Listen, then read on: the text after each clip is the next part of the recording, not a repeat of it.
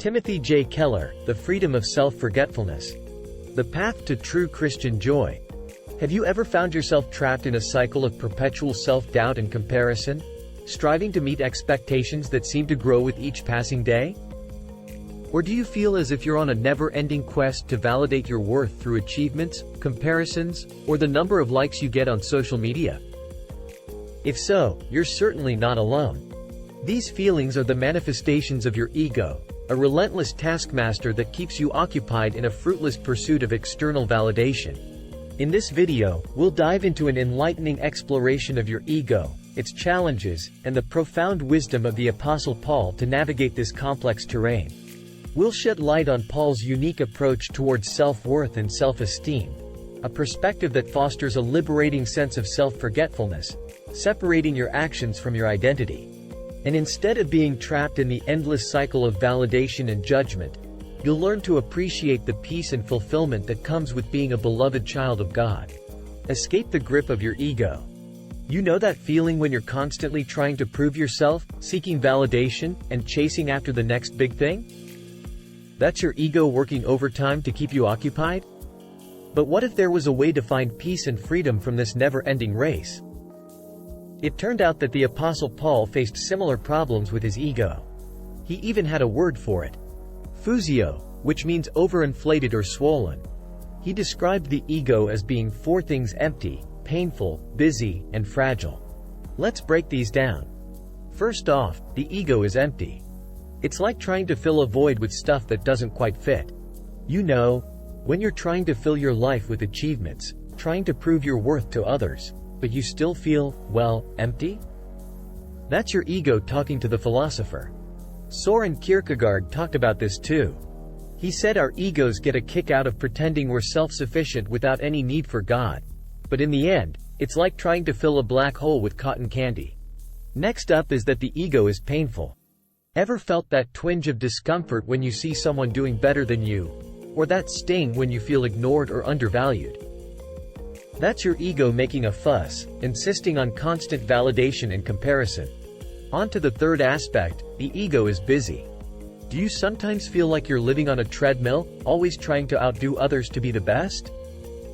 That's your ego, keeping you occupied, always chasing the next big thing. Finally, the ego is fragile.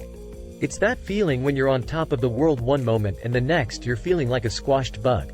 That's because your ego is like a balloon. When it's overinflated, it's ready to burst at any moment. So what's the solution? How can you deal with this swollen, painful, busy, and fragile ego of yours? Here are a couple of thoughts from Paul. Must embrace who you truly are. You're not defined by your achievements, how many followers you have on Instagram, or how many zeros there are in your bank account. Your worth comes from God, not from these external things. This means finding peace in being loved and valued by God and letting go of this constant need to prove yourself to others. Second, shift your focus. Instead of building your resume of your greatness, focus on serving others and appreciating their unique strengths. It's like Mother Teresa once said, if you judge people, you have no time to love them. So trade in that microscope you've been using to examine everyone else's flaws for a magnifying glass to see their strengths. In a nutshell, by embracing your identity in God and cultivating humility, you'll find freedom from this constant tug of war. With your ego, you'll experience a transformed sense of self and discover a way of living that's more fulfilling. It's not about competing or proving yourself, but about finding peace in being a beloved child of God. Liberate yourself through self-forgetfulness. Do you ever wonder why we're all so obsessed with what other people think of us? Or worse yet, why we're even more obsessed with what we think of ourselves? We're stuck in this perpetual cycle of self-evaluation, always stressing about whether we're meeting expectations, be it ours or that of others. Fortunately, we can turn to the pool once more for invaluable wisdom to tackle this problem. During his lifetime, Paul developed a fresh take on self-esteem and self-worth. He'd shrug off criticism as if saying, I don't care what you think about me. I don't even care what I think about me for that matter. Now that's a level of independence most of us probably haven't quite reached yet. Let's put this into context. Consider a time when you gave a presentation at work. You might have been sweating bullets, worrying about what your boss, colleagues, or clients might think. Paul's attitude, on the other hand, would be totally different. He wouldn't lose sleep over the opinion of others, not even his own opinion about himself. How can you reach this level of Zen? A common piece of advice out there is to ignore other people's standards and just live by your own. It's like a counselor telling you to decide who you want to be and just be it. As if it's as simple as flipping a switch, right? But here's the thing, this advice often falls short. Let's say you're not living up to your parents' expectations or society's standards, or even your own benchmarks.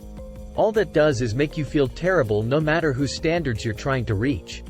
It's like running on a hamster wheel of never-ending expectations. So if we're not supposed to live by other standards or even our own, what's the solution? How about we take a leaf out of Paul's book? He saw his sins and accomplishments, but he didn't let them define him. He separated his actions from his identity. This is what Keller calls the pull-way, a life of self-forgetfulness. And it's not about low self-esteem or high self-esteem. It's about simply not letting your sense of self-worth be dominated by anyone's opinion, including your own. Think of an Olympic athlete, for example. They don't get gold, but they're overjoyed at their performance and even genuinely happy for the gold medalist. It's not about their success or failure, they're just happy to be part of the game. So how can you make this happen in your own life? Start by separating your actions from your identity. Imagine you made a mistake at work. Instead of thinking I'm a failure, tell yourself I made a mistake. But that doesn't define me. This is an important one. Your actions don't define your identity. The second tip is to cultivate a sense of self-forgetfulness instead of always thinking, how does this make me look? Or what does this say about me? Just enjoy the moment for what it is. Let's say you nailed a presentation at work. Instead of thinking about how it'll boost your career, just enjoy the fact that you did a great job. Embracing this new outlook might feel like you're venturing into uncharted territory, but the reward? It's the peace of not having to constantly evaluate yourself. It's the freedom to enjoy life without connecting everything to your sense of self. It's a new kind of humility, one that's not about thinking less of yourself or more of yourself. It's about thinking of yourself less and aiming for a life of self-forgetfulness one way. You're not constantly judging yourself or others. The power of God's verdict. Okay, let's dive even deeper into the odds of self-forgetfulness and what we can learn from Paul. The crux of his philosophy was that only God's judgment truly mattered. It wasn't about indifference or carelessness, but about liberating himself from the tiring charade of constantly seeking validation. Imagine your life unfolding in a courtroom where each action and each decision becomes a piece of evidence for defense or prosecution. Sounds draining, doesn't it? Unfortunately, this is a mirror to your reality where you're perennially in the dock chasing validation and deriving self-worth from the judgments passed by others or yourself. But Paul was privy to a different reality. He'd exited the courtroom. The trial had ended for him. His sense of value was firmly rooted in God's ultimate verdict. Let's look at another example. Meet Sam and Lily. Sam's a classic overachiever, always hustling, constantly working toward the next big goal. Why? Because he's looking for validation. He wants the verdict that he's successful, worthy, and important. It's the same for Lily, who's always posting her perfect life on Instagram, hoping for likes and comments. She's seeking the verdict that she's desirable, loved, and valued. But the truth is, you can never get the ultimate verdict from these things. Even Madonna, with all her fame and success, said she hasn't found the ultimate verdict she's looking for. It's because your performance can never guarantee the ultimate verdict. It's a rat race with no finish line. How can you go about changing this? One thing to try is shifting your perspective from a performance verdict mindset to a verdict performance one. Instead of performing in the hope of a positive verdict, act from a place of already having a positive verdict. This doesn't mean you stop striving for excellence or stop trying to improve yourself. Rather, you do these things not to prove your worth or to gain approval, but because you believe in your inherent value and importance. Remember, in Christianity, God's verdict comes before your performance as soon as you believe you're seen as valuable, loved, and important. You don't have to win the trial every day because the ultimate verdict has already been delivered.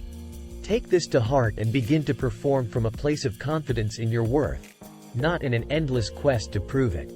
It's a liberating way to live, one that allows you to focus on what truly matters rather than getting caught up in an exhausting cycle of performance and judgment. It's about acknowledging that the only opinion that truly matters is God's, and He's already declared you valuable, loved, and important. In this video, The Power of Self-Forgetfulness by Timothy J. Keller, you've learned that the ego is a never-ending race for validation, constantly seeking approval and comparing yourself to others. The Apostle Paul recognized these struggles with the ego and offered a fresh perspective. He separated his identity from his actions, refusing to let external judgments or his own self-assessment define him. Paul's approach involved embracing his true identity in God and cultivating humility. To implement Paul's teachings in your own life, remember these two key points. First, separate your actions from your identity, mistakes, or successes. Don't define who you are as a person. Instead of viewing failures as reflections of your worth, see them as opportunities for growth. Second, cultivate self-forgetfulness. Focus less on yourself and more on serving others, as well as appreciating their unique strengths and accomplishments without comparing yourself. By shifting your perspective and finding peace in your identity in God, you can break free from the constant cycle of self-evaluation and live a more fulfilling life. Remember, the ultimate verdict comes from within, not from external judgments. Thanks so much for listening. Please leave us a like and a comment. We always appreciate your feedback. See you on the next one on this channel.